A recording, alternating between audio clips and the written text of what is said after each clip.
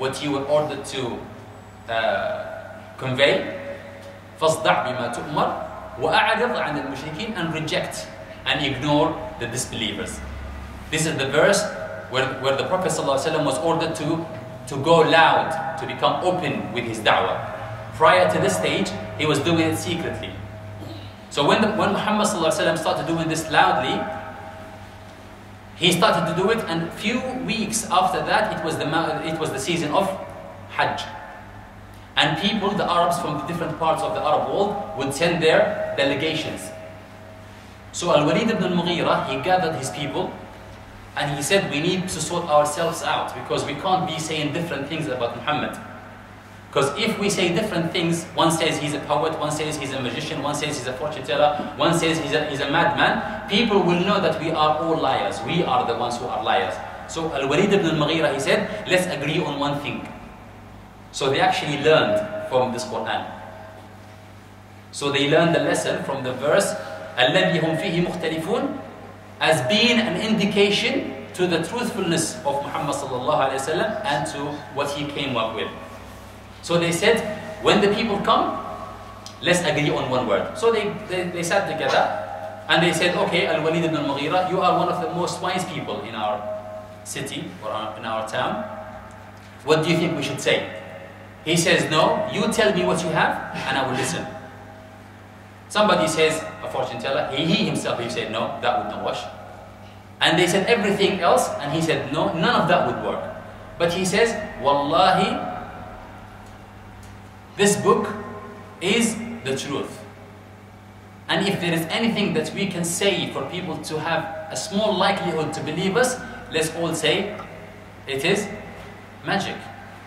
Because with this magic, people might think that this is how he is separating the husband from his wife, the father from his son, the people from each other. Allah subhanahu wa ta'ala says in the Quran, indicating to this phenomena, He said that all the disbelievers throughout history, when they want to reject the message of their prophets, they would all come to this one reason. They would all come to the conclusion that the best accusation we can give to the Prophet is that he is either a magician or a madman. Allah subhanahu wa ta'ala says in Surah Al-Dhariyat, كَذَلِكَ مَا أَتَى الَّذِينَ مِنْ قَبْلِهِمْ مِنْ رَسُولٍ إِلَّا قَالُوا سَاحِرٌ أَوْ مَجْنُونَ. Because they all agreed that this is the most likely, the most acceptable kind of argument, so let's all say it. So Al-Walid ibn al-Mughira agreed on that. So basically what Allah subhanahu wa ta'ala is saying in this one here, in this third verse, the fact that they could not agree on one opinion, this in itself is an indication that they are actually lying, and they are upon falsehood, and that Muhammad sallallahu alaihi wasallam is upon the truthfulness. And I indicated also that when Allah subhanahu wa ta'ala says الَّذِي هُمْ فِيهِ مُخْتَلِفُونَ, so Allah subhanahu wa ta'ala, He emphasized that not anybody else, but you yourselves are in disagreement about this. Does that not tell you that you are lacking understanding? None of you could come up with any profound and sound argument to support their views. So this shows that all of you are lying, and if there is anything upon the surface of this earth who would have the right to reject Muhammad sallallahu alaihi wasallam, it will be anybody else, not yourselves, not you. You particularly, you cannot do it. Because you could not make sense of any argument, and you could not understand the Quran itself, therefore you're not in a position to reject the Quran. This is An-Naba al-Azim. If you don't understand it, how about being humble and accepting it and agreeing for Muhammad sallallahu alaihi wasallam to guide you? الَّذِي هُمْ فِيهِ مُخْتَلِفُونَ. And then, as I said earlier, the answer hasn't come yet for the first question. Remember? The first question was عَمَّ يَتَسَاءَلُونَ. Okay? And I said this is a style in which Allah subhanahu wa ta'ala is trying to grab the attention of people, to get people to pay attention. So He said عَمَّ يَتَسَاءَلُونَ, and somebody will say, what? And then He says further, عن النبأ العظيم. And somebody will say, Subhanallah, النبأ العظيم, what is that? So what Allah subhanahu wa ta'ala is doing is actually grabbing your attention, getting you to think, getting you to focus. And then after that he says, الَّذِي هُمْ فِيهِ مُخْتَلِفُونَ. That excites you even more. Okay? But then Allah subhanahu wa ta'ala, He will not even tell you the answer. He will say, كَلَّا سَيَعْلَمُ. I explained very thoroughly last time what is the description of kalla. What is the purpose of kalla? Now I'm going to get the answer from yourselves now. What is kalla? What does it serve? Anybody? Put your hands up. You? It means no. Is it just no? Or is it, there's a bit more to it than that? Yes, brother?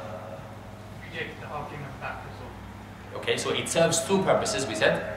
Kalla serves two purposes. The first purpose is, before rejecting the argument, what does it do? It threats and scolds the person who said a statement that came before it. So somebody said something before the word kalla. So the word kalla is coming here to serve as a reprimanding statement for this person, as a threatening to him or her. Whoever said whatever came before it. So the first purpose is to threaten them. In short, it's telling them, you better stop before you see the consequences of what you're doing. Before you see the consequences of your sayings, your statements. In Arabic, this is called ibaratu zajrin wa rad'. Also, the second purpose, as the brother said, it serves the purpose of rejecting the claims. Rejecting the claims of the person who said the statement. Now if we think about it, what was the statement? What was the statement that came, and who is the person? Obviously, the person was not actually clearly and specifically mentioned, but we can understand it from the concept and from the description. Abdul Aziz, who is the person? Somebody said something and is being reprimanded by the word kalla. One of the people in all of them. All of them. Whoever is ridiculing the Quran and mocking Muhammad sallallahu alayhi wa sallam are being threatened by the word kalla. And what's their claim? What have they claimed? magician. Basically, what they are saying, that this dunya is the end of life. And they are saying that there is no day of judgment. This is what they are claiming. So Allah subhanahu wa ta'ala is telling them, no, things are not going to be like that. There will be a day of judgment. And Allah subhanahu wa ta'ala says, so this is what kalla is doing here. When Allah subhanahu wa ta'ala says, سَيَعْلَمُونَ, the scene, I said last time, the scene is normally attached to a verb, and it serves the purpose of describing a verb that will take place in the future. So whenever there's a verb and it's attached with the word seen, you know that it's describing something will take place in the future. So Allah says, سَيَعْلَمُونَ, they will acquire knowledge. Is Allah subhanahu wa ta'ala in saying this, stating that Muhammad sallallahu alayhi wa sallam did not come with knowledge to them? Is that the case? No. So why is Allah subhanahu wa ta'ala saying, كَلَّا سَيَعْلَمُونَ, they will acquire knowledge? Further. On the day of judgment. Yeah? Or is it on the day of judgment when they see for themselves An-Naba? Yes. Yes. Remember we divided knowledge into three categories. And we say there are three categories. The first one is ilm al-yaqeen, the sort of ilm, the sort of knowledge who would give you certainty. The sort of ilm that will give you certainty. Pay attention, because you will come across this in the Quran quite a lot. So ilm al-yaqeen, a type of knowledge that comes from a trustworthy person that should add you into certainty. Yes? So this is called what? Ilm al-yaqeen. And then another category of that is when you actually see for yourself. And this is called what? Ayn al-yaqeen. This is when you actually vision and see something, and that even gives you a higher level of certainty. Not the same level of certainty, it adds you into certainty. And then after that, when you actually sense it for yourself, feel it. When you are actually tasting it, that's another, when you actually feel it. And remember the example I gave you, if I tell you, and I'm a trustworthy person for you, I have a red, sweet apple in my pocket, you will trust me, and that should give you what? Ilm al-yaqeen. And if I take it out and show it to you, this will give you Ayn al-yaqeen, because you can see it. And if I give it to you and say now, taste it, this will Haqq al-yaqeen. This is the reality of certainty. The reality of certainty is called Haqq al-yaqeen. So when Allah subhanahu wa ta'ala says, Kalla saya'lamun, is he referring to the same type of knowledge that Muhammad sallallahu alaihi wasallam gave them? What did Muhammad sallallahu alaihi wasallam give them? What did he give them? Ilm al-yaqeen. Okay? He is promising them something else now. The second category, which is Ayn al-yaqeen. He's promising them a day when they will actually see for themselves that there is actually a day of judgment. And there is actually a fire of hell. And then the following verse says, ثُمَّ كَلَّا سَيَعْلَمُونَ ثُمَّ كَلَّا سَيَعْلَمُونَ. ثُمَّ serves also two purposes. Who remembers? ثُمَّ serves two purposes. It tells us that there is what? It comes between two things. Two actions. Huh? One referred to first. Yeah, so it tells us that whatever comes after thumma happens after a span of time. So something happens, and then thumma, something else happens. So this is one purpose. It served that one purpose. And I give the example of Muhammad came, thumma Sa'id came. Ja'a Muhammad, thumma Sa'id. Okay, so that's the first purpose. The second purpose is when you refer to the ranking of things. Right? When you say the most important thing is this, thumma this, thumma that, and you keep on ranking things. So it has the purpose of ranking and the purpose of ordering things in time, in times of occurrence. So Allah subhanahu wa ta'ala is saying, thumma kalla saya'lamun. He says, verily, another type of knowledge will be added to them. And now he's referring to what? Haqq al-yaqeen. This is when they will actually feel it, and they will be dipped into the fire of hell, and then they will actually know that that's actually what Muhammad sallallahu alaihi wasallam came up with, is certainty. So is he giving them any answer? No, he's actually threatening them. But here's a question for you. You know, if you threat people, does that make anybody believe? If you threat people, now what we are after here is to get people to believe. That's what the Quran is for, isn't it? Why would you threat? At the very beginning of the surah, why would you threat? Yes? Because they won't listen to you if you don't threaten. Okay, you're very near. To persuade.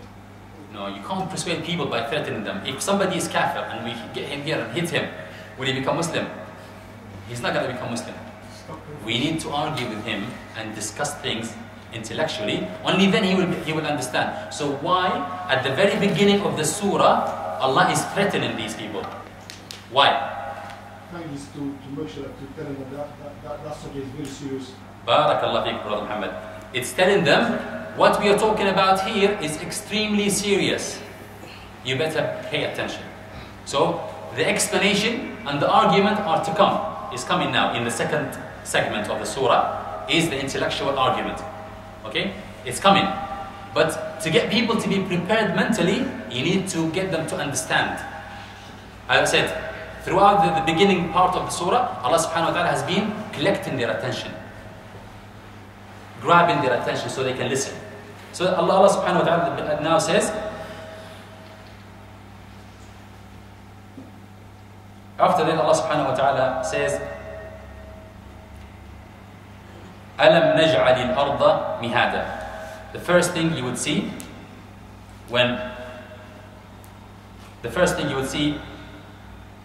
in this surah, or the first thing that you would notice, that Allah subhanahu wa ta'ala has changed the tense of the verb. Okay? Remember, previously, who was being addressed? Have we been addressing the kuffar themselves? No, we were talking about the kuffar as though they are what? The third party. Remember? We said, عَمَّ يَتَسَاءَلُونَ. They are not present with us, but we're talking about them, so they are the third party.